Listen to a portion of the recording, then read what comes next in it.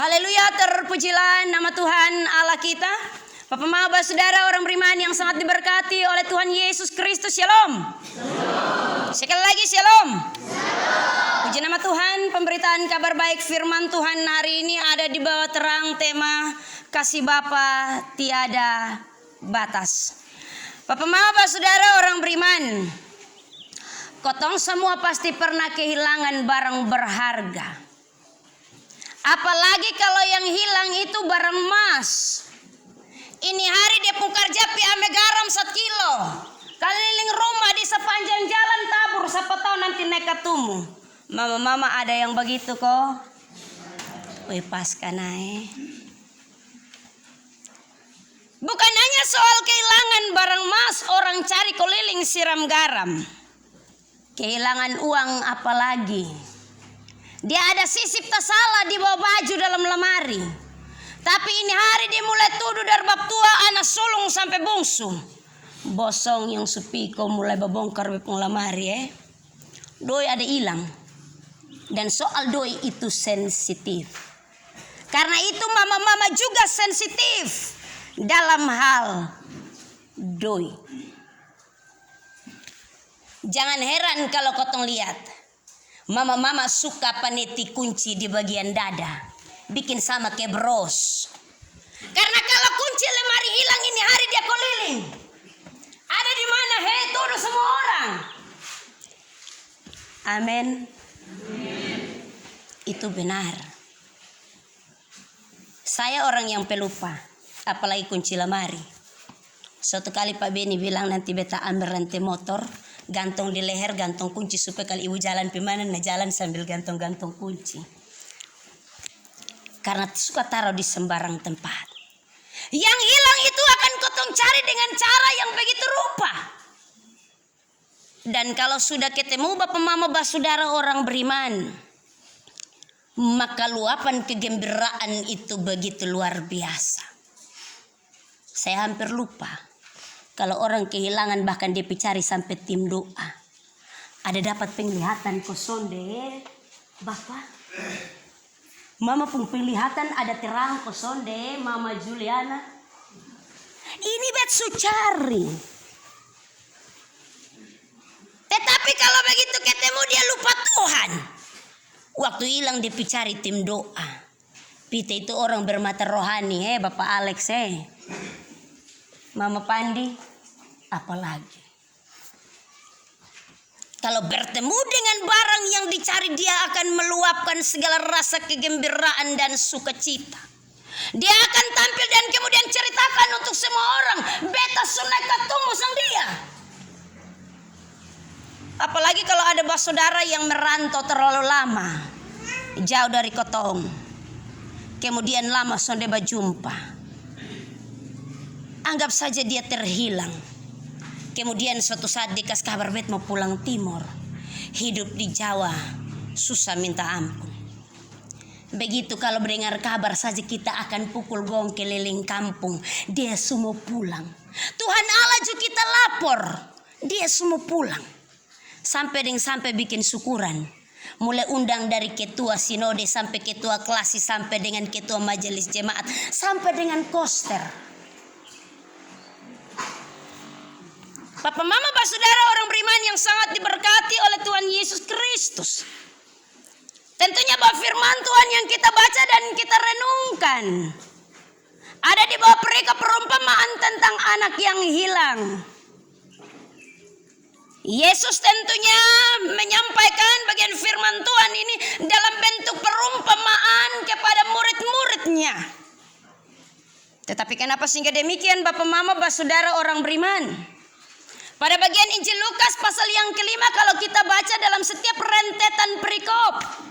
Diawali dengan perikop tentang perumpamaan tentang domba yang hilang. Yesus melanjutkan perumpamaan tentang dirham yang hilang. Tetapi kemudian Yesus melanjutkan perumpamaan tentang anak yang hilang. Ketika itu tentunya Bapak Mama Saudara orang beriman. Yesus dan murid-muridnya ada di tengah-tengah orang-orang Farisi dan ahli-ahli Taurat. yang ketika itu bersanding dengan para pemungut cukai dan orang-orang berdosa yang datang kepada Yesus untuk mendengarkan dia. Kalau kotong dengar para ahli-ahli Taurat dan juga orang Farisi, mereka adalah orang-orang yang menganggap diri benar dalam ajaran, dalam hidup tiap-tiap hari. Merasa diri paling benar, merasa diri paling tahu, merasa diri lebih dari yang lain. Itu para ahli Taurat dan orang-orang Farisi. Tetapi tentunya Bapak Mama, saudara orang beriman, bahwa kehidupan mereka bertolak belakang dengan identitas diri sebagai Farisi dan ahli Taurat. Kalau dong bilang hukum Taurat omong hari Minggu itu hari gereja, karena itu bangun pagi jang pergi kau bawa omong dengan ayam kau sat-sat biji jagung, tutu. Nanti pulang gereja baru kasih makan ayam. Hari Minggu tuh hari gereja, jangan pergi kasih makan sapi baru kemudian datang gereja. Wah. Dan ngomong bertolak belakang. Apa yang disampaikan beda dengan apa yang dibuat. Karena itu tentunya Yesus memberikan penekanan yang keras melalui perumpamaan ini. Mereka menganggap bahwa orang berdosa dan pemungut cukai adalah orang-orang yang tidak layak untuk mendapatkan atau masuk ke dalam kerajaan sorga. Yesus menegaskan dengan keras. Karena itu dia memberikan perumpamaan yang ketiga tentang anak yang hilang. Bapak Mama, saudara orang beriman, Yesus menggambarkan sebagai berikut. Lalu Yesus berkata lagi, ada seorang mempunyai 2 anak laki-laki. Kata yang bungsu kepada ayahnya, Bapa berikanlah kepadaku bagian harta milik kita yang menjadi hakku. Lalu ayahnya membagi-bagikan harta kekayaan itu di antara mereka. Beberapa hari kemudian anak bungsu itu menjual seluruh bagiannya itu lalu pergi ke negeri yang jauh. Di sana ia memberoskan harta miliknya itu dengan hidup berfoya-foya. Bapak Mama, saudara orang beriman, gambaran Yesus tentang anak yang hilang. Tetapi tentunya juga bahwa di sana ada gambaran pembagian warisan. Hukum orang Yahudi soal bagi warisan itu sudah ditentukan Bapak Mama. Jadi sebelum bab tua atau mam tua, dead atau lewat, iya, omong kau bagi-bagi memang. Tetapi hukum orang Yahudi, anak sulung harus mendapatkan 2 bagian. Atau harus mendapatkan 2 kali lipat dari anak yang seterusnya. Kalau kotong pun beda. Ada yang mau lebih dari anak sulung. Sampai bapuku mati ju jadi. Kalau kotong pun beda. Anak sulung ju bilang, kalau mau apa dan beta-beta yang sulung nah. Tetapi ada yang bijak. Ingat yang ini untuk yang kedua. Yang ketiga. Apalagi kalau di pembahas saudara 10 orang. Jadi soal. Ini merupakan ketentuan. Anak bungsu tentunya berpatokan kepada hukum orang Yahudi. Bahwa dia harus mendapatkan haknya. Bapak Mama, saudara orang beriman, dalam perumpamaan ini tentunya anak bungsu meminta apa yang menjadi bagiannya. Dan ini benar, masing-masing mendapatkan hak dan bagiannya sesuai dengan ketentuan yang berlaku. Yang menjadi soal bagi anak bungsu adalah bahwa ketika dia menerima apa yang menjadi haknya, kata firman Tuhan beberapa hari kemudian, dia pergi dan menjual segala harta miliknya. Kemudian dia pergi ke negeri yang jauh dan dia berfoya-foya di sana, hidup dalam kesenangan, hidup dan memberoskan apa yang menjadi bagiannya. Ini yang menjadi suatu kekeliruan dari anak bungsu. Bapak Mama, saudara orang beriman yang sangat diberkati oleh Tuhan Yesus Kristus. Hidup memberoskan, hidup dengan berfoya-foya. Tentunya bahwa ini merupakan keinginan. Bukan karena kebutuhan. Keinginan untuk menghabiskan, keinginan untuk menikmati. Dan benar bahwa itu manusiawi. Yang orang ingin adalah tahta atau kuasa. Karena itu ketika sudah mendapatkan tahta dan kuasa, dia akan melalui turun Bapak Seu. Karena bagi dia bahwa dia mendapatkan kuasa untuk mengatur dan melakukan sesuai dengan apa yang diinginkan. Orang akan berburu untuk mendapatkan kuasa. Anak bungsu melihat bahwa semuanya adalah waktu untuk dihabiskan. Dia tentunya berfoya-foya dan menikmati. Yang berikut yang diburu oleh manusia adalah harta atau materi. Semakin kita mencari, semakin kita lapar dan semakin kita tidak puas untuk memiliki. Karena itu jangan heran bahwa orang akan bekerja keras, banting tulang sampai tulang patah, hanya supaya bisa dapat materi, memenuhi semua kebutuhan hidup. Yang ketiga, ini soal bapak-bapak. Tadi beta omong itu ada 3 kuasa atau tahta, harta, wanita. Wanita itu omong soal keinginan mata. Apa yang kotong lihat itu akan menjadi keinginan. Apa yang kotong lihat otak mulai bekerja, kemudian hati mengingini dan tangan mulai mengelurkan untuk menjamah dan memegang. Keinginan-keinginan kita dengan segala ketidakpuasan akan membawa kita untuk kemudian memberoskan, berfoya-foya, mempergunakannya dengan tidak bijak.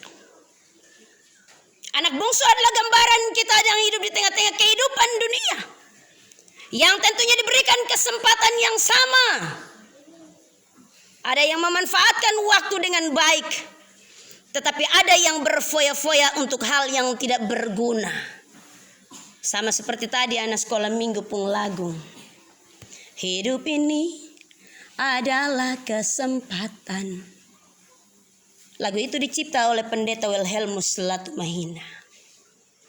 Tetapi tentunya bahwa lagu itu diciptakan setelah nasi sudah dibubur. Setelah tentunya bahwa pengalaman hidup membawa dia untuk melihat benar, hidup ini adalah kesempatan. Ada orang yang mempergunakan, memanfaatkan kesempatan itu dengan baik. Tetapi ada orang juga yang tidak memanfaatkannya sebaik-baik mungkin. Bapak Mama Basudara, orang beriman yang sangat diberkati oleh Tuhan Yesus Kristus dengan kebenaran firman-Nya.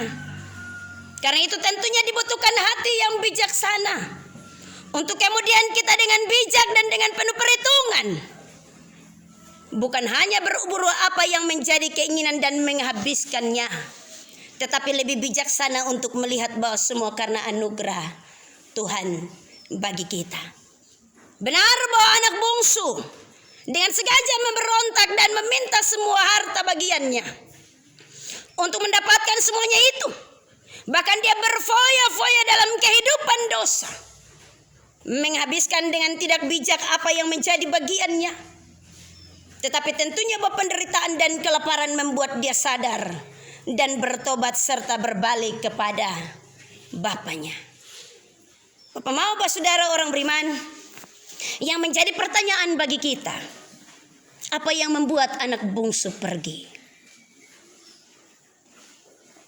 Tentunya bahwa yang membuat anak bungsu pergi meninggalkan bapaknya dengan kasih karunia yang besar, hanya karena harta dalam genggaman,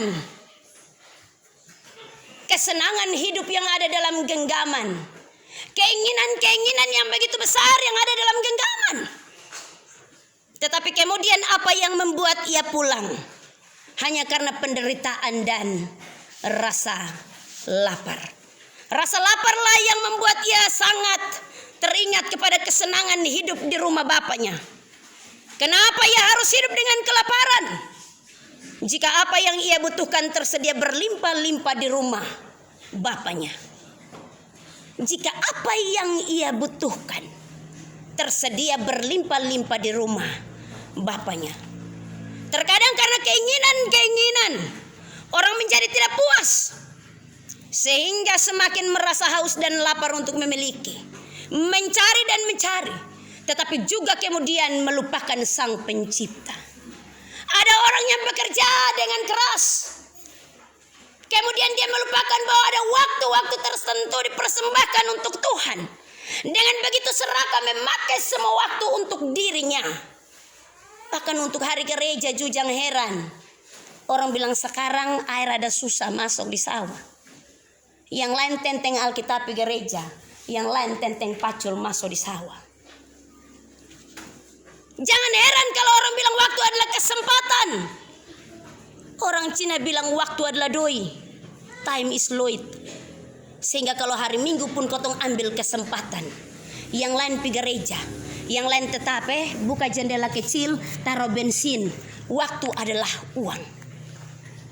Karena keinginan-keinginan yang begitu menggebu-gebu, ada banyak hal Tuhan menganugerahkan waktu bagi kita.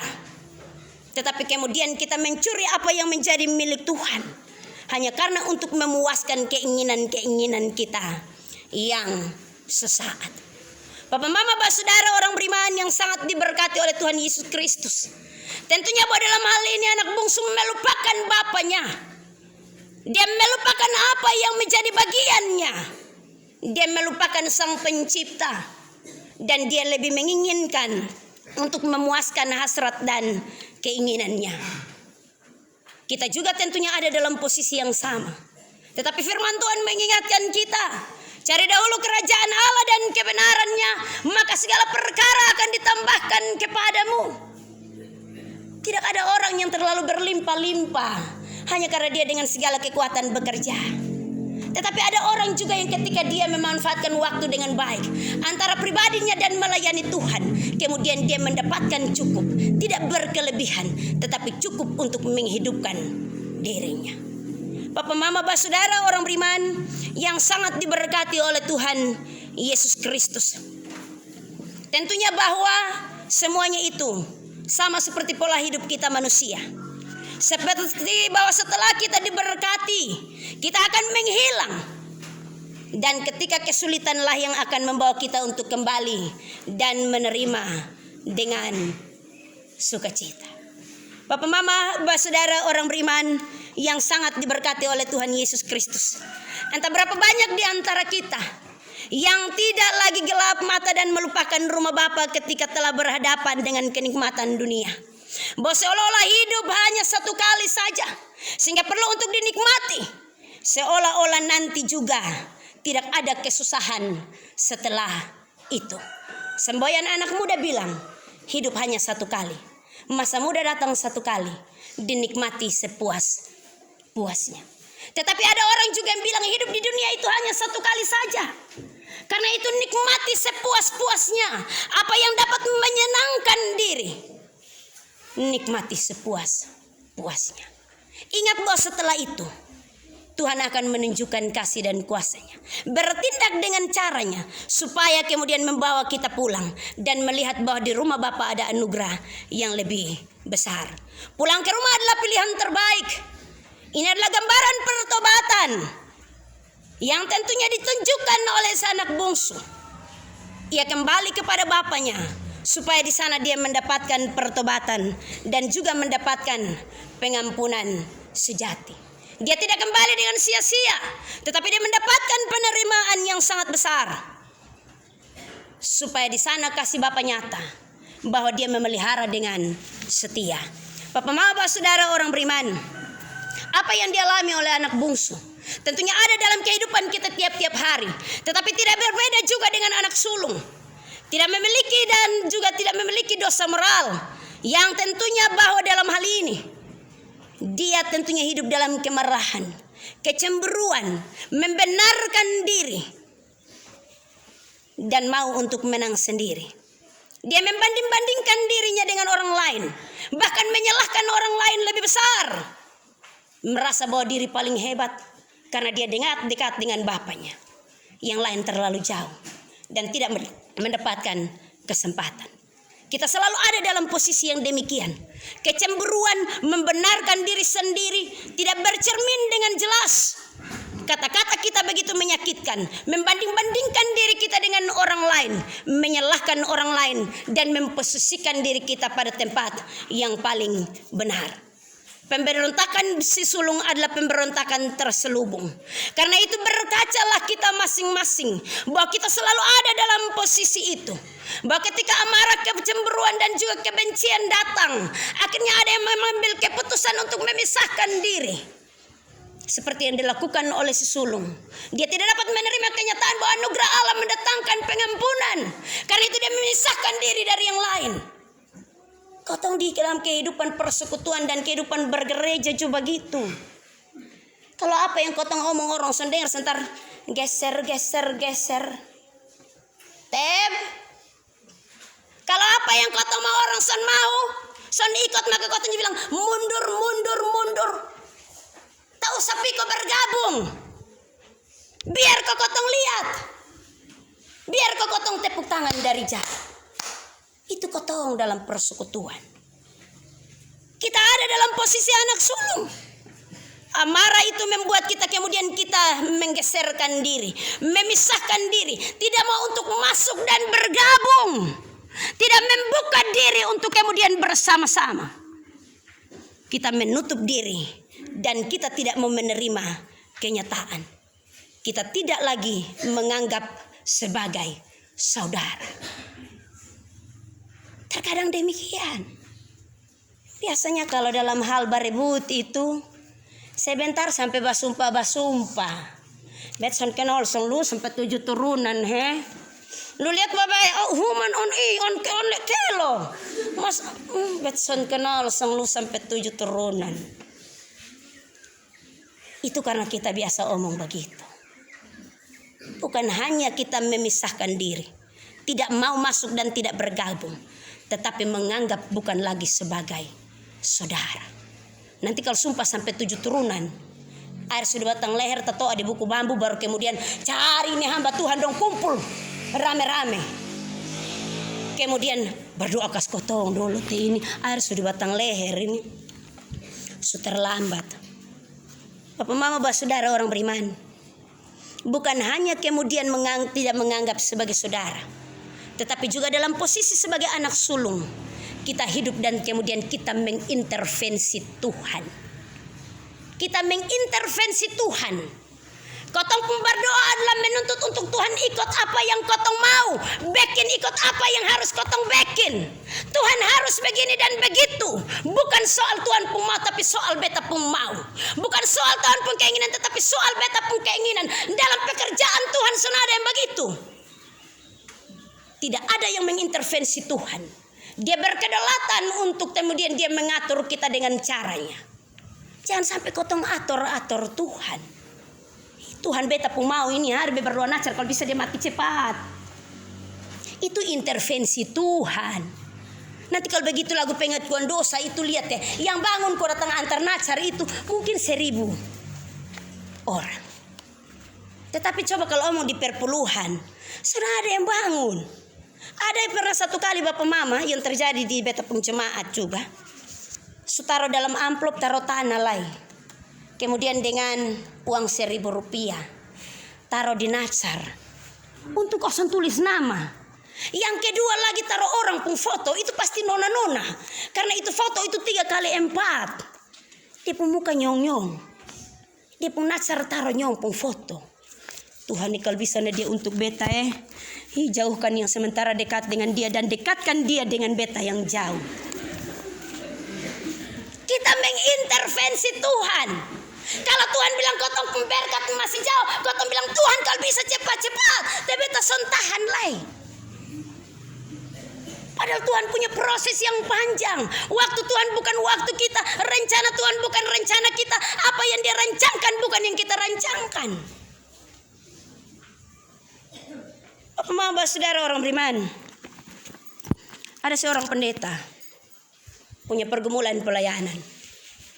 Dia merindukan untuk ada sesuatu yang baru di tengah-tengah pelayanan. Dia menggumuli itu terlalu lama bapak mama, 10 tahun. Kemudian bapak mama terkadang diintervensi Tuhan. Percuma saja kalau beta melayani. Tuhan sudah pernah dengar beta pun doa. Percuma beta pun waktu dan tenaga. Percuma segala sesuatu beta khususkan untuk Tuhan. Segala sesuatu dia pakai kata percuma. Setiap saat dia berdoa dan kemudian dia merasa jenuh, dia intervensi Tuhan. Dia bilang Tuhan ikut beta pun mau, bukan Tuhan pun mau. Dia paksa diri untuk bikin dan kemudian tidak jadi. Tetapi tentunya bahwa waktu berjalan terlalu lama, Bapak Mama 10 tahun. Tuhan bawa dia dalam pergumulan. Yang dibutuhkan ada di pun kesetiaan, bukan intervensi atau atur Tuhan. Dan dalam 10 tahun itu kemudian Tuhan menjawab dia. Apa yang tidak dipikirkannya itu yang Tuhan buat. Dan kemudian dia tengah dan tercengang-cengang. Beta itu waktu minta yang begini, tetapi sekarang Tuhan kasih lebih dari yang beta pikirkan. Anak bungsu tentunya mengintervensi bapaknya karena perlakuan dengan kasih yang besar untuk adiknya. Tetapi tanpa disadari bahwa dia dapat 2 kali lipat. Bahkan hak kesulungan ada padanya. Dia yang akan mengatur adik-adiknya. Bahkan dia mendapatkan seisi rumah dari bapaknya. Kotong ada di posisi yang demikian, Bapak Ma. Terkadang kotong tentunya menyadari, tanpa kita sadari, bahwa kita ada dalam posisi demikian. Kita tidak menyadari bahwa kita mendapatkan semua yang telah Tuhan kasih. Tetapi tentunya bahwa dalam hal ini, kita membaca bagian firman Tuhan ini dan kita renungkan. Dan kemudian kita menemukan kasih Allah yang besar. Kasih Allah yang tanpa syarat. Dia tidak melihat kepada salah satu. Dia tidak memilih bahwa lu yang rajin berdoa atau lu sonde. Lu yang datang ke gereja atau lu sonde. Lu yang bikin beta pun mau. Atau lu sonde bikin beta pun mau. Tuhan tidak pernah memilih salah satu dari kita. Tetapi tentunya bahwa dia merangkul semuanya. Seperti bapa yang sayang kepada anaknya. Yang dia lakukan bahwa menerima yang bungsu pulang kembali. Tetapi dengan rasa rindu yang besar kepada yang sulung.